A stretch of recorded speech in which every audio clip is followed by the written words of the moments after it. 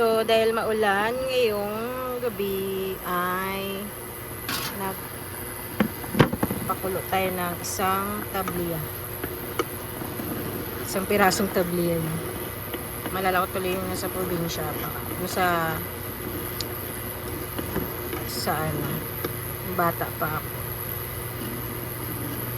Parang, lala ko lang. Lala.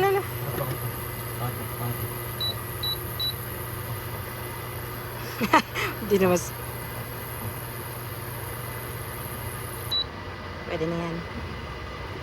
So, inom tayo ng tabliyas. Ay, hindi. May buo-buo pa, Dad, oh.